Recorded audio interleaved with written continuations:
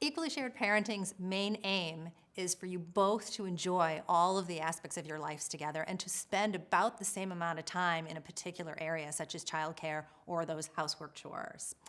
So it's not that each chore has to be equally divided. In fact, we like to call this equally shared parenting, not equally divided parenting, because we're not focusing on the division, we're focusing on the sharing. So within the realm of all of the chores, you want to spend about the same amount of time on an average week tending for your home.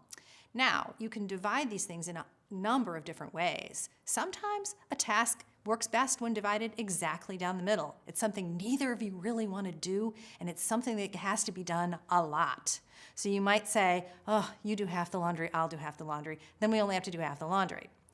Other tasks, however, can be divided in a number of other ways, such as you do what you see needs being done for our family when you're home, I'll do what I see needs being done for our family when I'm home. We both are capable of doing everything, but we're adults and we'll do what we know needs being done. Other ways to do it is it's your turn, then it's my turn, then it's your turn, then it's my turn, which might work well if you make it practical, not for the sake of it's your turn, now it's your turn kind of mentality.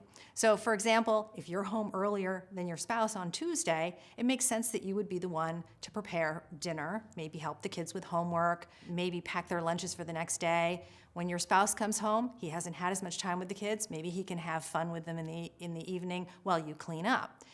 Then you know that's your job on Tuesdays because it makes most sense. Maybe on Wednesdays, the opposite might happen. And you know you don't have to do any of that on Wednesdays. You can come home and enjoy the children.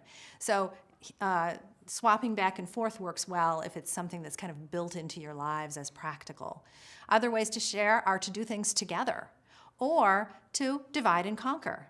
So one person can really be interested in doing the grocery shopping and enjoy it. The other person, that can be the task from hell. So the person who enjoys doing grocery shopping might say, ooh, I'll take most of that.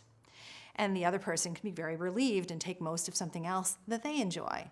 However, I caution you not to divide things 100%, 0%, because you want to retain one of the beautiful perks of equally shared parenting, and that is being able to pinch hit for each other on any front. So you ought to know kind of how to do the grocery shopping and do it occasionally, even if your spouse is doing 95% of it.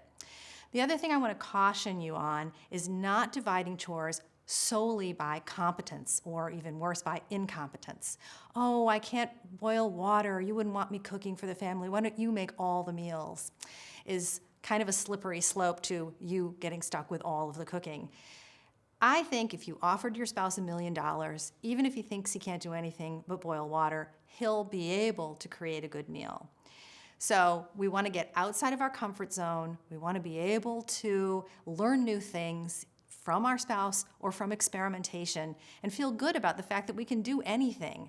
I can figure out how to get the oil changed in the car, even though it's not something I would have signed up for, but I don't want to label myself incompetent and then pass that task on to my husband.